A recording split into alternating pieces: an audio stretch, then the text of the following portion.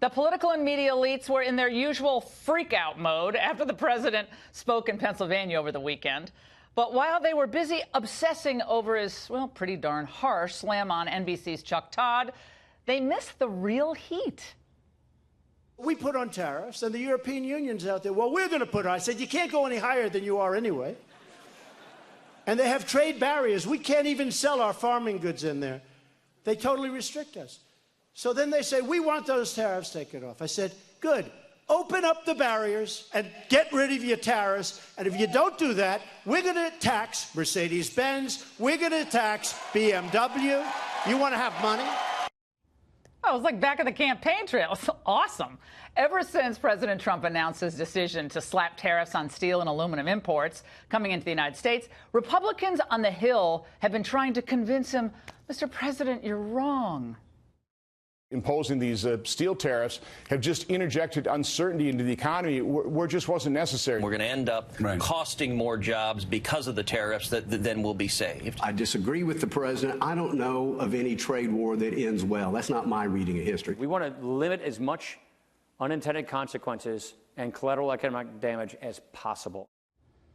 How many of those guys want Ohio, Wisconsin? Well, now they're threatening to pass legislation that would essentially nullify the president's executive order. When you say, all right, let's have tariffs, but let's couple that with uncertainty, that's almost worse. I mean, those are dual poisons to the economy. Tariffs are awful.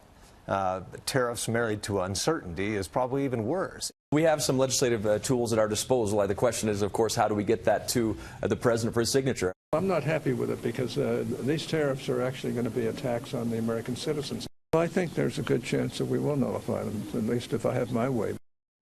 Well, with all due respect to Senator Hatch, like, you supported GATT, you supported the TPP, you actually wanted to expand NAFTA, and you supported giving Obama fast-track trade authority. Senator Hatch has been wrong on every trade-related issue, in my mind. And now he and Jeff Flake, both soon to be retirees, by the way, are suddenly the sledgehammers against tariffs. Well, once again, we see that most on Capitol Hill still do not get why Donald Trump, against all expert predictions, won the GOP nomination and the presidency.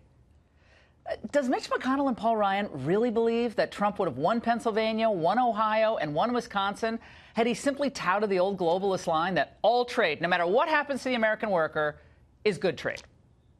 Do you remember all of the rosy predictions about opening up our trade relationship with China? It was going to be fabulous. They were going to be freer and more free press and, oh, please. No objective review of what's happened since 2001, when we approved China's entry into the World Trade Organization, would say that it's been a win for the U.S.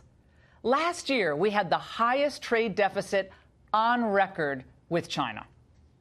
And by the way, China has brazenly ripped off our intellectual property, and they flooded the world markets with an excess capacity of steel and aluminum. And what's happened? Well, you see those numbers there. This has driven down prices worldwide and driven great U.S. companies out of business. By giving massive subsidies to their own industries, the Chinese communist regime, let's not forget that, engages in rampant unfair trade practices and ends up distorting the global marketplace. Markets aren't efficient the way they operate. And as the president reiterated in Pennsylvania, look, Europe doesn't have clean hands on the trade issue either. Right now, we're running a $150 billion trade deficit with the EU. And we know they put up unfair barriers, as the president said, to our agricultural products, massive subsidies to Airbus. Europe has been taking advantage of the United States for too long, both in failing to meet its military obligations under NATO and in the trade arena. Well, Trump has already forced their hands on the NATO issue, and the sky did not fall. They're actually contributing more to the military. Now he's defending U.S. economic interests with these fairly narrowly cast two aluminum and steel tariffs. And there's a lot of historical precedents here. As Pat Buchanan wrote in a recent column, from Lincoln to William McKinley to Theodore Roosevelt and Warren Harding through Calvin Coolidge, the Republican Party erected the most awesome manufacturing machine the world had ever seen. And as the party of high tariffs, through those 7 decades, the GOP was rewarded by becoming America's party. Trump's instincts on trade have been spot on for decades. As China has become more repressive and U.S. median wages flattened for 15 straight years, mainline Republicans offered the middle class more of the same. We got more wars, more immigration, and more trade deals. And the GOP establishment and some of the Democrats, well, they heard the calls of Wall Street. They did not hear the voices of men like this. My father, during the 80s, he lost his job due to imports coming into this country. And I just want to tell you what that does to a man with 6 kids is devastating. So I never forgot that, looking into his eyes in my household, what that does to a family. You hear about it, but when you're actually involved and it impacts you, it'll never leave you. That should never leave any of us. So now Donald Trump, the only Republican politician since Reagan who can actually fill a stadium, he's supposed to listen to the same people who helped get our country into the mess that he's been trying to dig us out of? The same people, by the way, who couldn't see any of this coming and still do not really see the threat that China poses to the United States, to freedom, and yes, to the free market. I think it's time for the party to unify behind the president's vision and give his policies a real fighting chance. And that goes for the White House staff as well. President Trump needs key staff people around him who support his America First agenda. Of course, there can be disagreements. That's all healthy and good.